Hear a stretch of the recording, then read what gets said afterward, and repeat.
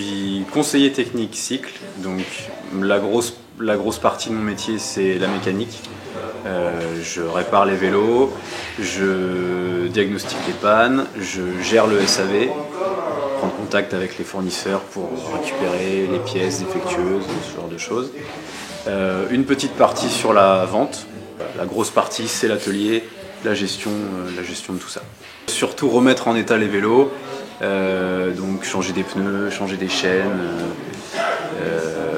faire un tour global des réglages différents, dérailleurs, freins, ce genre de choses.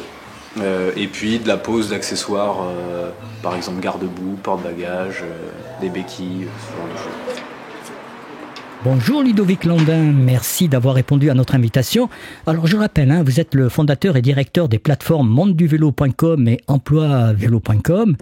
On vient de regarder et d'écouter un extrait d'un reportage de nos confrères d'Ouest France présentant un des métiers dans l'univers du vélo, celui de conseiller technique cycle. L'objectif des pouvoirs publics était de former près de 1300 nouveaux techniciens d'ici fin 2023.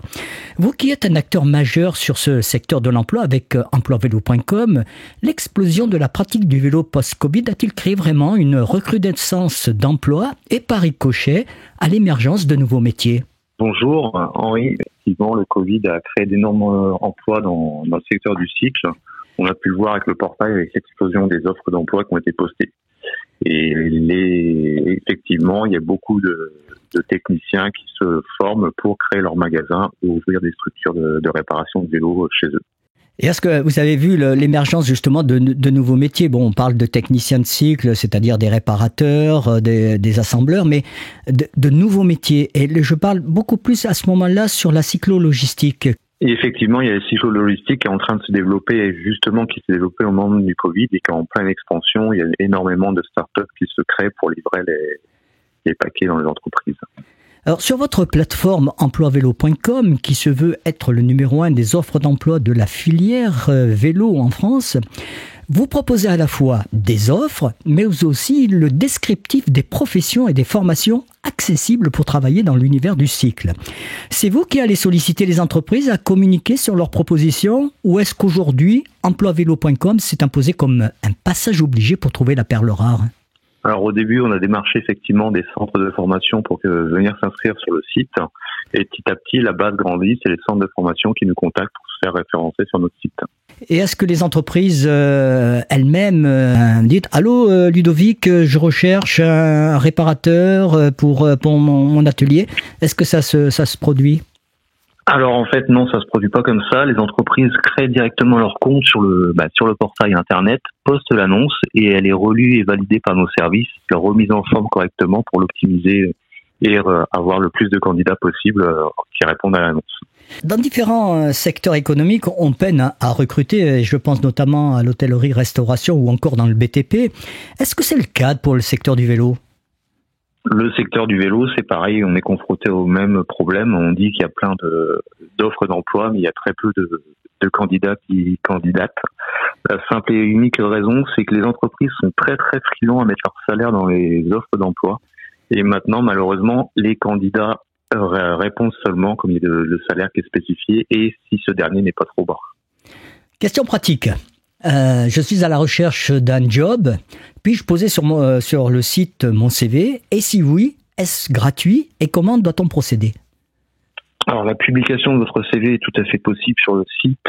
Il suffit de créer un compte, là en cas d'un compte candidat et non recruteur, et vous pouvez déposer votre CV.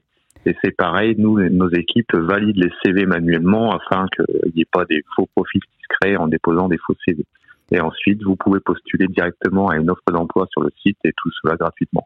Pour terminer, Ludovic, vous qui baignez dans l'univers du vélo depuis de nombreuses années, vous êtes un fan de vélo, un passionné de vélo, qui accompagnez également les entreprises.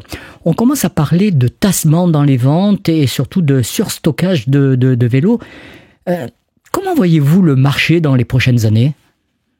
Alors le marché 2024, à mon sens, va être très très compliqué. Il y a énormément de surstock effectivement. Les fournisseurs commencent à faire des promotions sur certaines marques qui ne faisaient aucune promotion depuis qu'ils ont été créés, mais ils sont obligés de le faire comme tout le monde.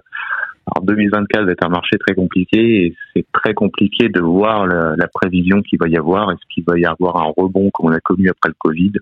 Seul l'avenir pourra nous le dire. Merci Ludovic Lamben de nous avoir accordé cette interview. Alors je le rappelle, vous êtes... Mais de rien, avec grand plaisir. Je le rappelle, vous êtes le fondateur et directeur des plateformes emploivélo.com et Le Monde du Vélo, des sites de services bien utiles dans cet univers de la petite reine.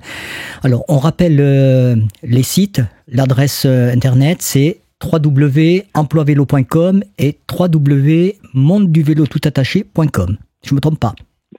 C'est bien ça, c'est exact. Les bonnes adresses sont bonnes. La semaine prochaine, l'invité de la rédaction sera Gérard Tétu, fondateur de Cluster, un des poids lourds de la cyclo-logistique et qui a conçu un triporteur, son nom le Frigone. Ce numéro de l'invité de la rédaction est à retrouver sur les plateformes audio PodCloud, Google Podcast ou encore Spotify, mais aussi sur notre site www.francesecrèteavélo.com. Encore merci Ludovic d'avoir été notre invité.